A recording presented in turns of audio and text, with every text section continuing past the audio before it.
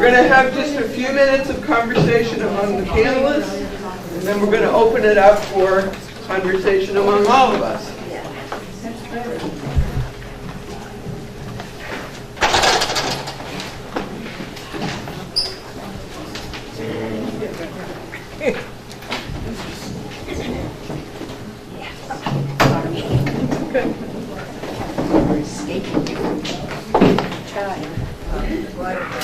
That was really, really excellent.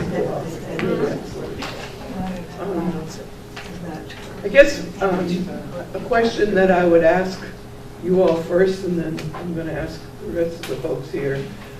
What struck you from what the young women had to say at the beginning of our program?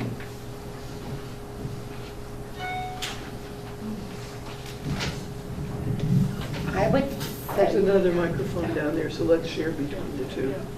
I would just say I was really impressed with how much they know compared to what I think probably all of us in this room knew at that age. And that teachers are actively teaching, especially in our state. I was really happy to see that a teacher was really engaged in empowering her students with that kind of information. Yeah, I'll second that. I can't tell. I think it's on. Okay. Yeah, I'll second that. And, I think that having at the very end when they had an opportunity to identify the things that really meant something to them, it was, first of all, it was interesting to hear what they found to be personally compelling, and to be able to connect that to the things that they had drafted in their sketch. I appreciated that kind of inside view into what spoke to them. Well, I was just happy for them to have a chance to speak to a group, because I think the more that it could be encouraged, within the classroom for students really to take what they're thinking about out, or even somehow be able in your parent-teacher meetings, even to have that type of a thing happen in a parent-teacher meeting. And just to give them that reassurance that it's important to talk about these things. And also, to get up in front of people. I mean, I've done a lot of getting up in front of people, but it's always like, oh my God, am I going to have to get up in front of these people? And so I just think that was a wonderful opportunity to give them that experience of getting in front of a group and saying what they thought was important to them. All right, and my second question is, what did you hear from each other that you might want to comment on, probe a little bit, question, whatever, from three of you among yourselves? One thing that I appreciated was when Jennifer talked about the fact that the greenhouse effect is a necessary effect. I think that it kind of gets, so much of this discussion gets simplified, and I think it's important to point out not only that this is part of the way that to acknowledge that this is part of the way that we're able to have the kinds of life on this planet that we do have. And I also like that I love the historical overview that you provided that said, this is not a new phenomenon that we've just heard about. People have been talking about this for a really, really long time. I think that the politicization of this issue has really, really narrowed the scope, and has left out a lot of that kind of long view of what we have known for a long time about how the atmosphere works. I'm always appreciative of people that can put together those graphic presentations on PowerPoints, because I think it's like going back to that example of the greenhouse effect. To see it, graphics just have. And since we're living in a graphic age, I just think I very much appreciate your being able to take the time to think of that. just in how many was 600 seconds.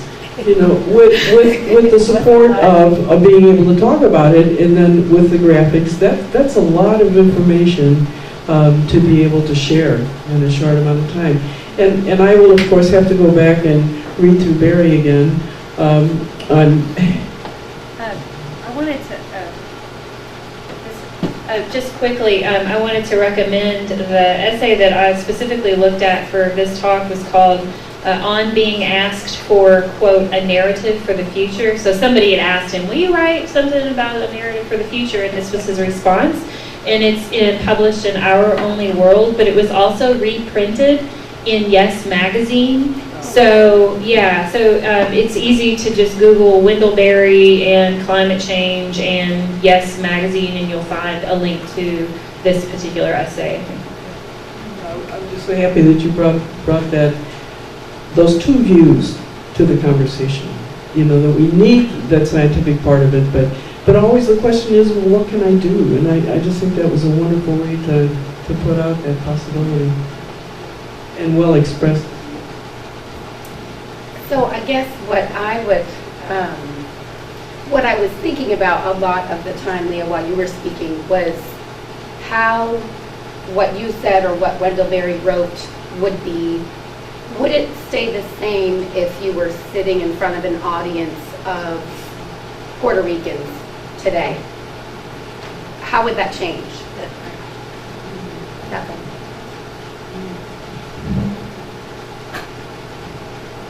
And I was thinking about what you said, Jennifer, about in Kentucky, Indiana, and Ohio, a 3-degree increase in temperature over these next 10 or 20 years.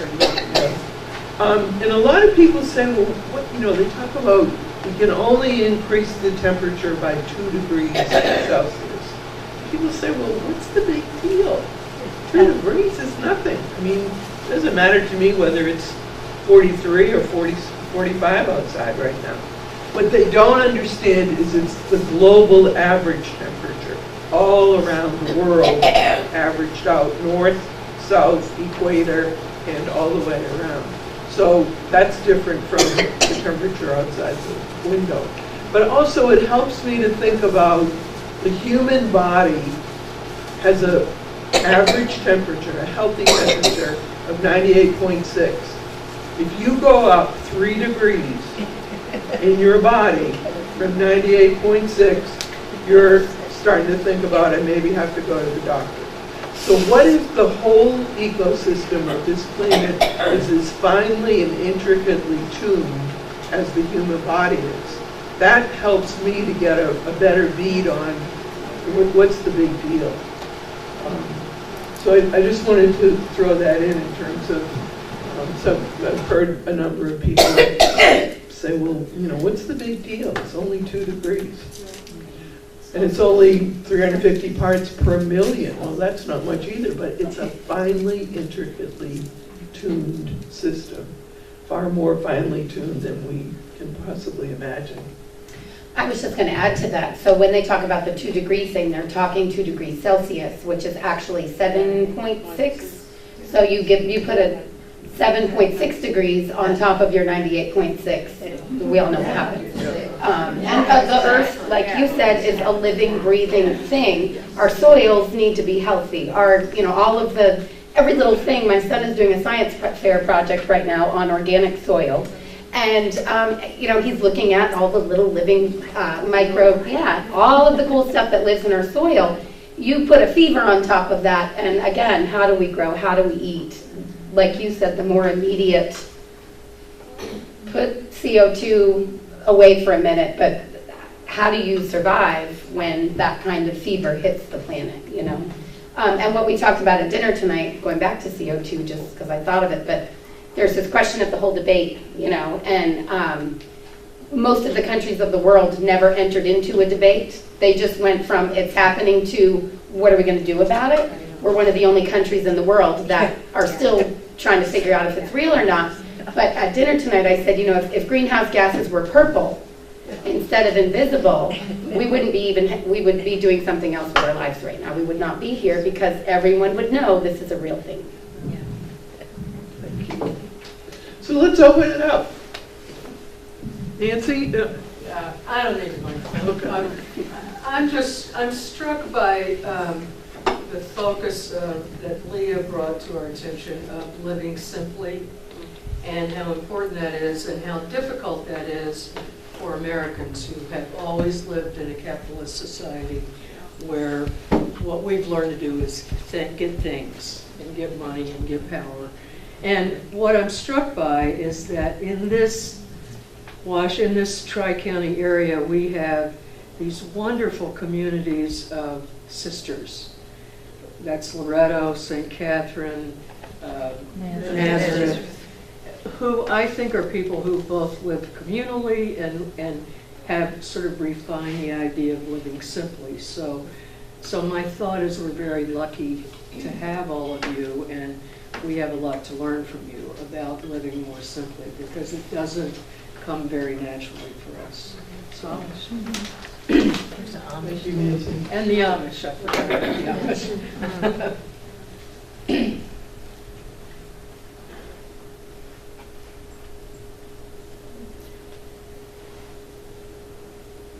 Chris? Well, I would like to second a lot of what, I don't need the Chris, microphone. the people who can't hear some of it. Okay. We have hearing loss people around here.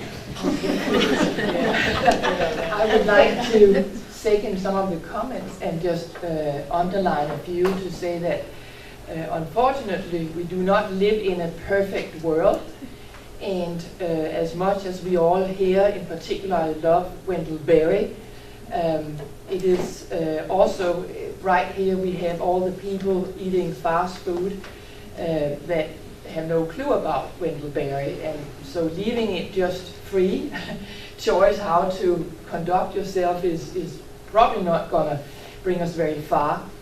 And I just want to repeat as well what you said, that interestingly, if we look at the globe as such, and the, I think, 185 countries in the world that were signing the Paris Agreement, America is the only one who is now stepping out.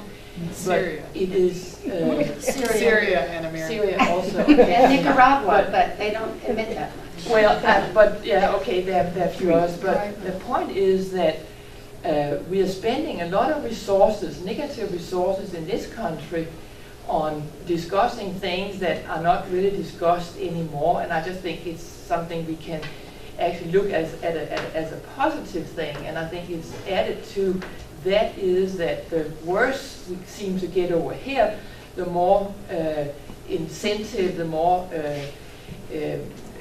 supportive the rest of the world are for doing better ways for the climate. So that is sort of positive. And then I want to say lastly that last week I was at the Governor's Energy and Environmental Conference in Lexington for 2 days, and I could speak quite a long time about it, but I guess I could say this, that if you just ask the governor, who was there the last day, 1 hour, and we're talking about stewardship, he would also say, yes, I support the environment, just like any other who talk about the environment. But the support, as an example, is that you have coal mines in Kentucky, and there have been, much more of them some years back, as we know. A lot of them have actually went bankrupt more than I thought. There have been this arrangement that the coal companies should pay a fee and the fee would go to clean up after the coal mines would leave the terrain. And so what the last day went with was that the cabinet environmental responsibilities were talking about all the efforts to clean up, but they couldn't clean up properly anymore because the coal industry had gone bankrupt, a lot of them, so the fees didn't come in to pay for this. So this was to come with an example of a governor who believed that he's doing all he can for the environment, And I think it has a system in place. But this is how different we look at it. And where another one, if I was running a coal mine, I would make sure that all the bad stuff I did was part of my business. And I wouldn't, and I mean financial revenue, I wouldn't leave it. And that is a big difference again right there between America's way of conducting business and what is done in many other parts of the world. But that was a pretty long comment. Thank you for being patient.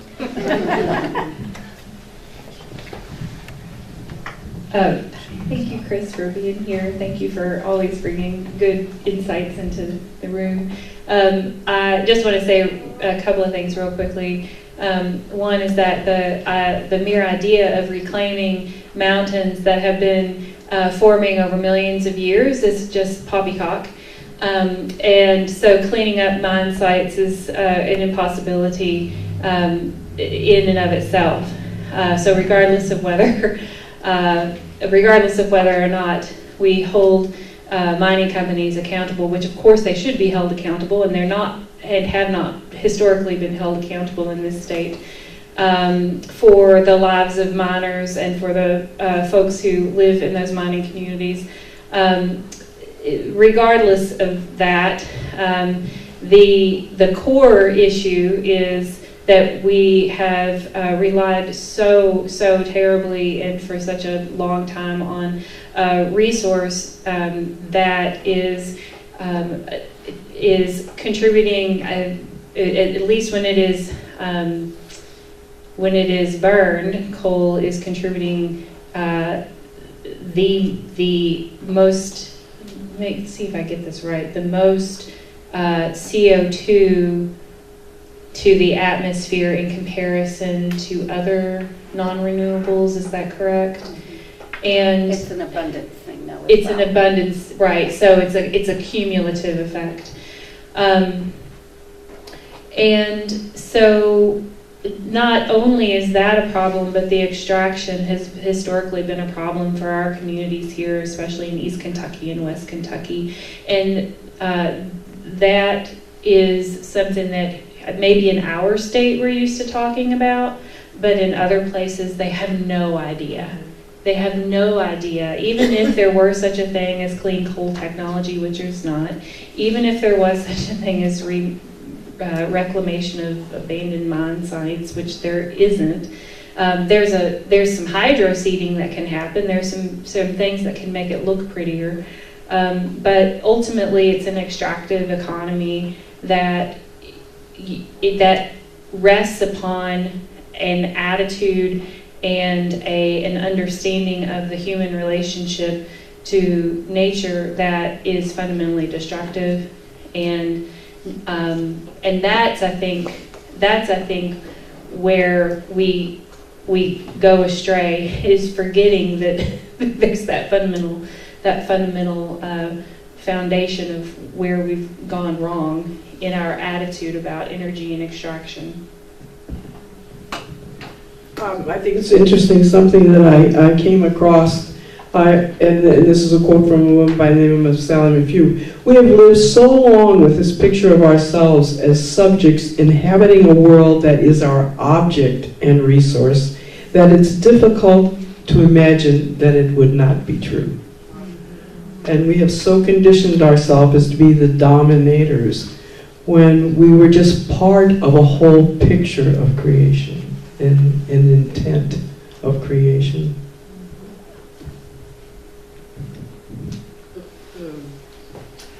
I think in Kentucky we've made it so political that we can't talk about coal because of the lobbyists.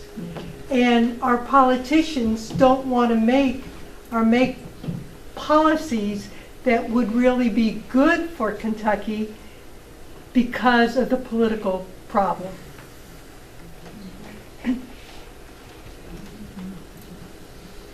So that kind of gets us to, in my mind anyway, is there anything, or what could we begin to think about doing right here in our own little tri-county area that might be a witness, a sign, a crystal of hope, a seed for the future, that would help us to build this community of those here and those in our TV audience who are concerned about these issues. What could we do together that might begin to just slowly turn this big ship around a little bit? You could get rid of the 3 bottles of water. I really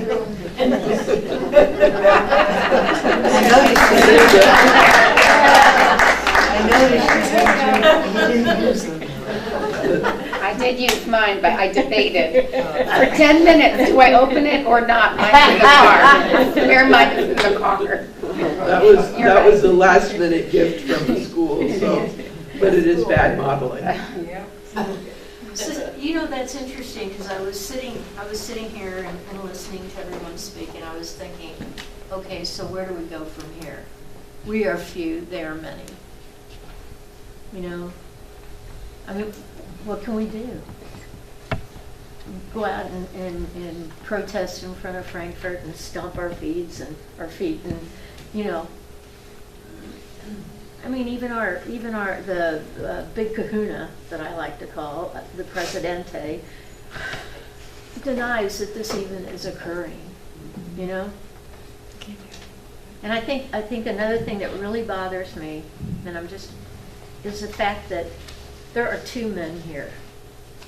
There are 2 men here, and are there?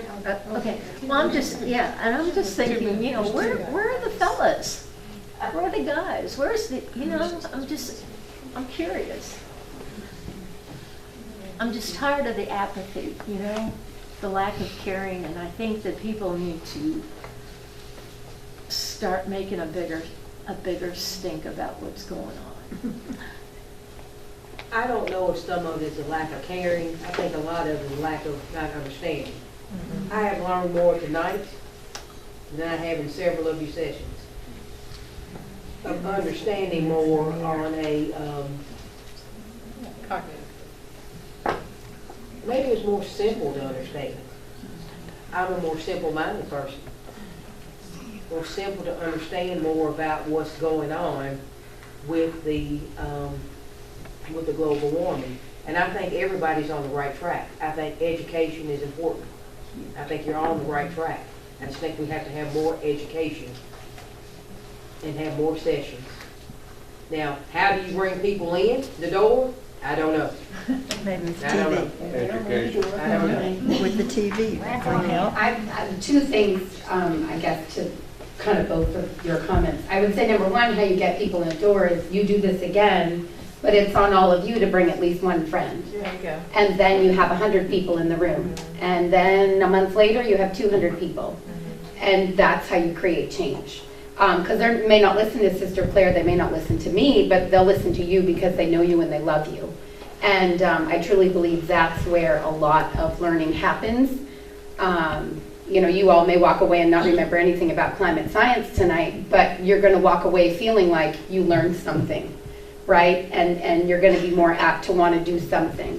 And to, again, back to what Leah was saying, I think you don't have to go out and talk about carbon dioxide. I do that because I am a scientist and that's what I am charged to do.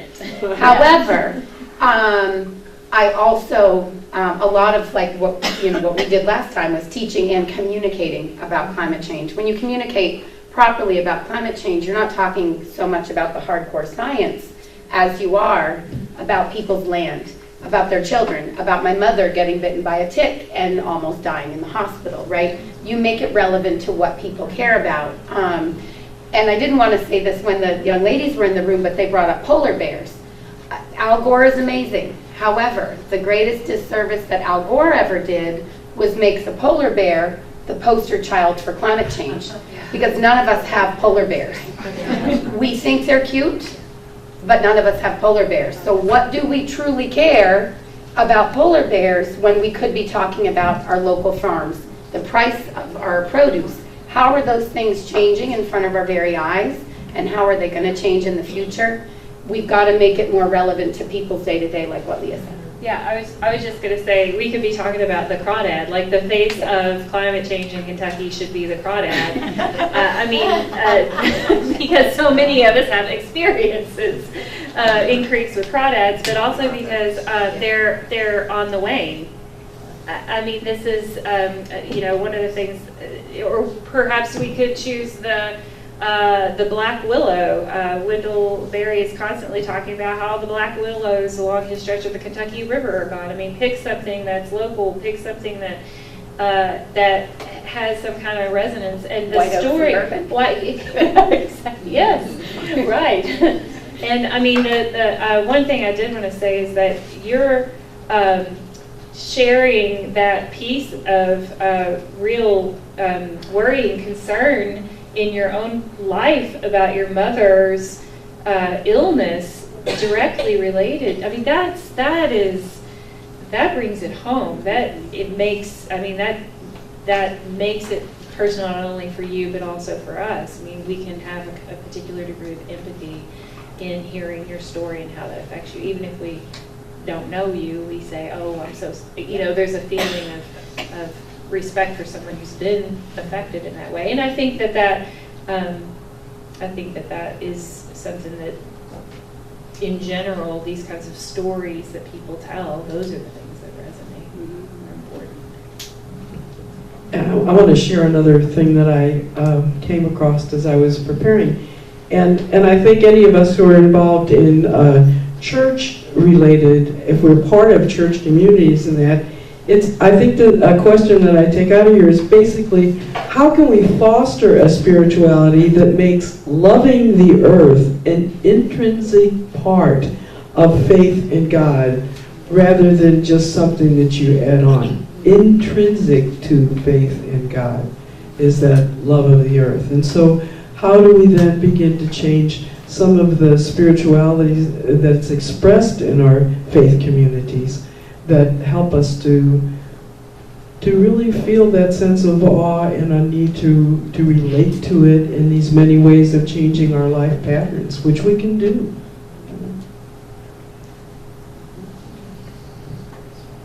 I also just do want to add that I may be contrary to Leah's introduction about the light bulbs.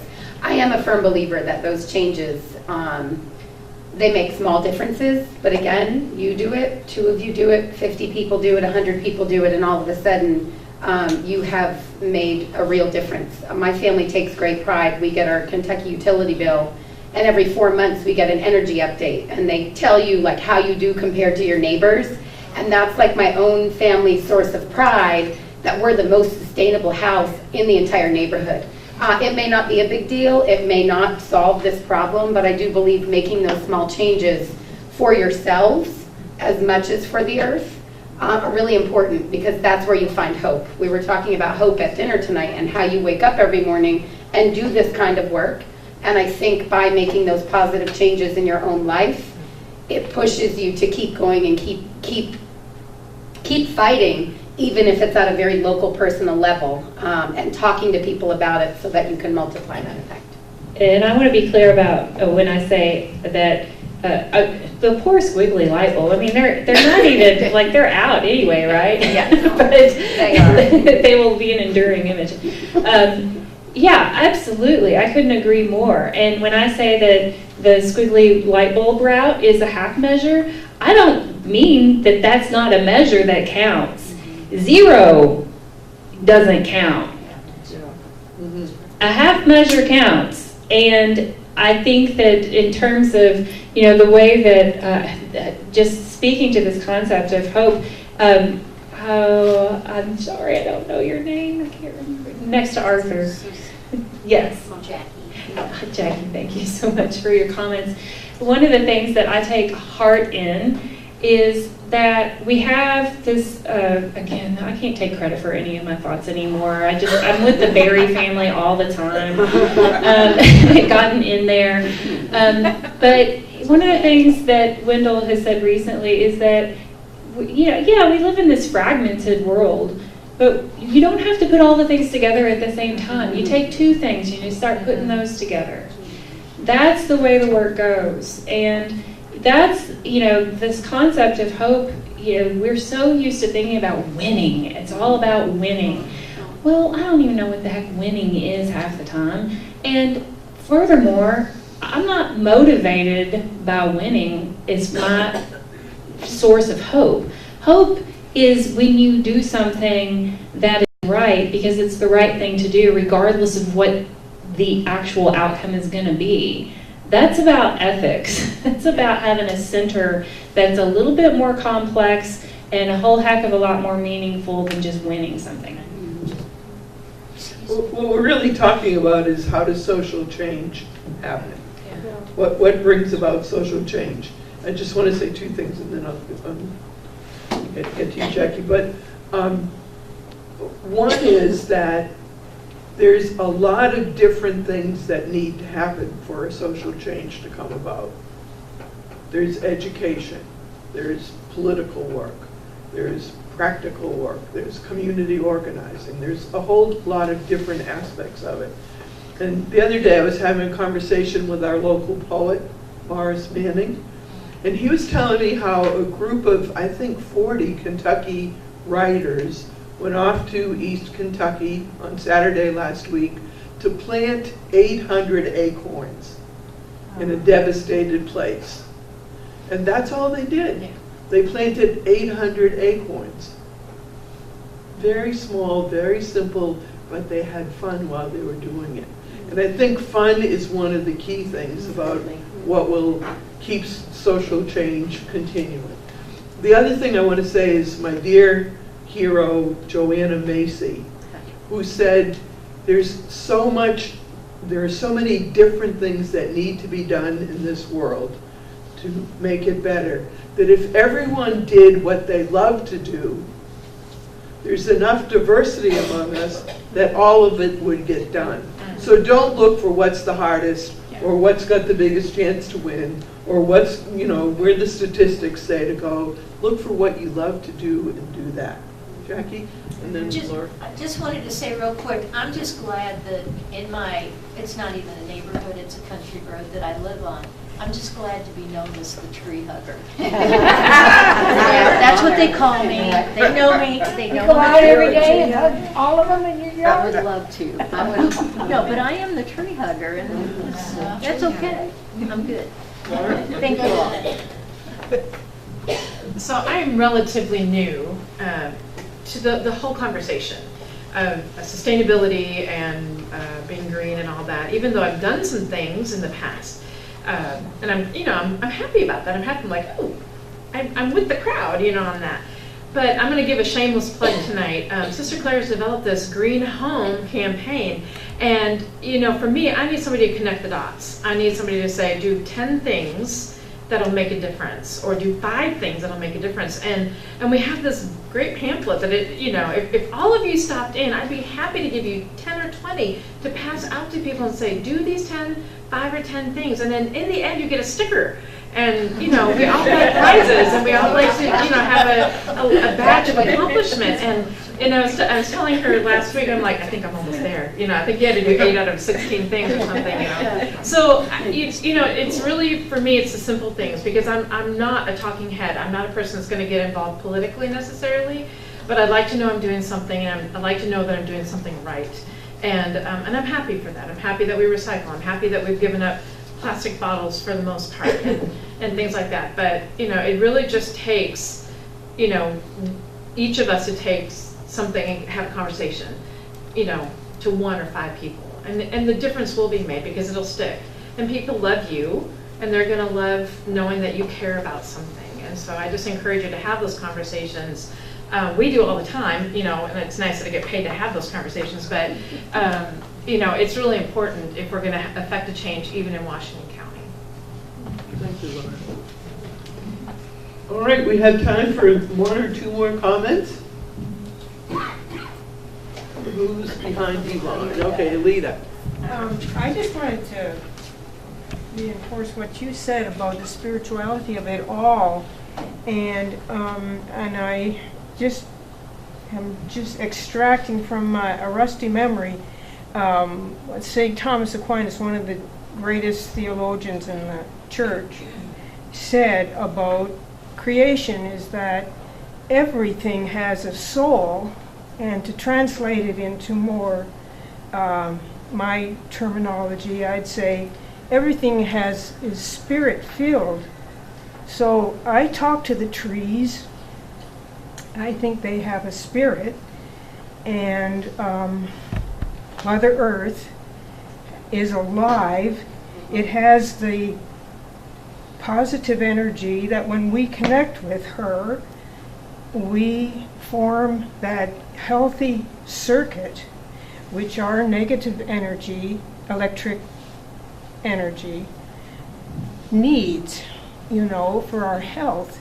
And I think of the whole cosmos in that regard.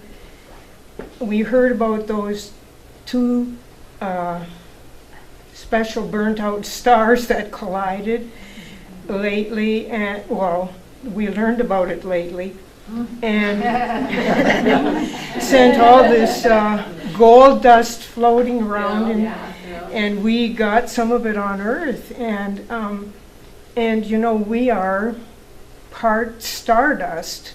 We are part of it all, and we are so connected. And this is what inspires me all the time, to want to do more and to spread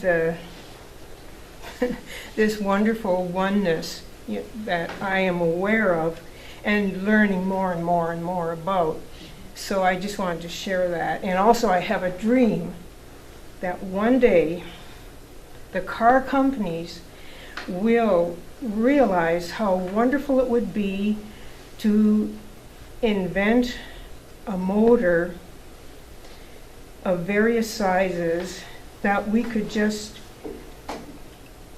replace our present motors, take it and replace the motor that's in our car with this wonderful new thing that is very sustainable.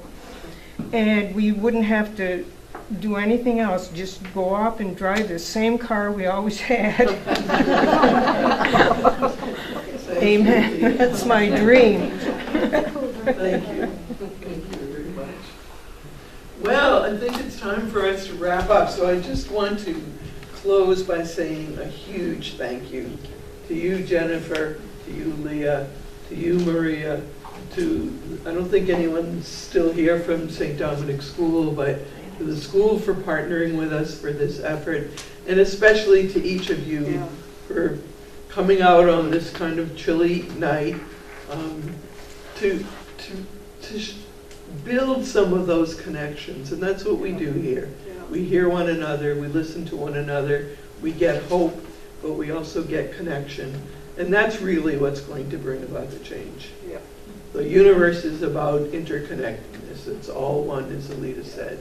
And the more we deepen those connections, the better the possibilities are for the great turning that has to happen. So thank you, and thank you to our TV audience.